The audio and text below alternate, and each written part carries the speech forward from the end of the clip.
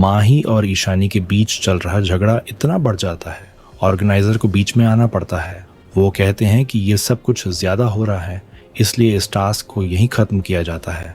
माही task जीत जाती है, लेकिन ईशानी काफी ज्यादा दुखी हो जाती है। वो माही से अपना फोन छीनकर उसी नंबर पर कॉल बैक करती है जिसने उसे फोन किया था। इसके बाद वो माही से कहती है कि तुम्हारी 1 सेकंड की देरी की वजह से मेरा पूरा करियर खराब हो गया। माही बोलती है कि जैसे तुम्हारे लिए तुम्हारा करियर जरूरी है, वैसे ही मेरे लिए ये जीत जरूरी है। किंजल माही को समझाती है कि उसके ईगो की वजह से सब कुछ खराब हो रहा है। इधर प्रेम भी माही का साथ देता है। वो कहता है कि हम भी वही कर रहे हैं जहां तक अनुपमा इस कंपटीशन को लेकर गई है। राही प्रेम को समझाती है कि ये ईशानी के करियर का सवाल था, लेकिन प्रेम कहता है कि अगर इतना ही जरूरी था तो ईशानी को टास्क हार जाना चाहिए था। दूसरी तरफ ख्याति और प्रेरणा आपस में तय करती हैं कि वो एक दूसरे को कोई टास्क नहीं देंगी ताकि दोनों टीमों के नंबर कम ना हो। तभी ऑर्गेनाइजर उनकी बात सुन लेते हैं और कहते हैं कि कंपटीशन में ऐसी प्लानिंग की इजाजत नहीं है, इसलिए दोनों का टास्क कैंसिल कर दिया जाता है। जिसके बाद आखिरी मुकाबला प्रेम और दिग्विजय के बीच होने वाला होता है। अनुपमा की टीम और प्रेम की टीम के बीच जीत का फैसला इसी आखिरी टास्क से होना है। इधर अनुपमा तनाव दूर करने के लिए बूंदी के लड्डू बना रही होती है। वो बताती है कि प्रेम को उसके हाथ के लड्डू बहुत पसंद थे और पहले वो एक बार में 10-12 लड्डू खा जाता था, लेकिन अब वही प्रेम उसके हाथ का पानी भी नहीं पीना चाहता।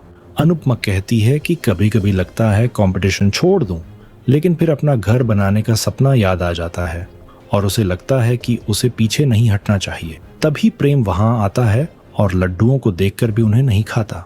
दिग्विजय ऑर्गेनाइजर्स से मिले एक टास्क के तहत प्रेम को आदेश देता है कि वो अनुपमा के हाथ का बनाया हुआ लड्डू ना खाए। सब लोग प्रेम को समझाते हैं कि सिर्फ एक लड्डू खाना है। अनुपमा भी एक लड्डू उसकी तरफ बढ़ाती है। प्रेम लड्डू हाथ में लेता है, लेकिन तभी उसे पुराने दिन याद आ जाते हैं। वो लड्डू को हाथ से कुचल देता है और कहता है कि मैं इनके हाथ का पानी तक नहीं पीऊंगा। लड्डू तो बहुत दूर की बात है।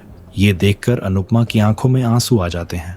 दिग्विजय कहता है कि मैंने अपनी पूरी कोशिश की, लेकिन अनुपमा बोलती है कि आज मैंने टास्क तो जीत लिया, लेकिन एक माँ हार गई।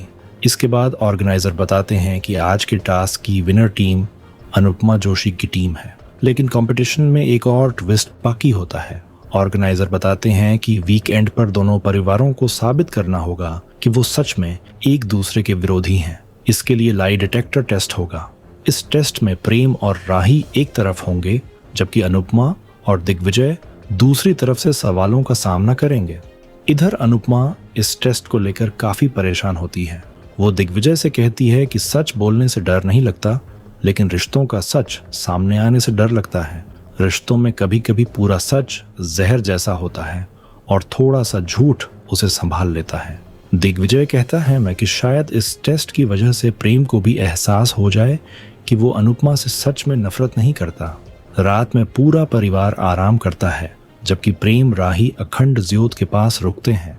राही प्रेम की गोद में सिर रखकर सो जाती है।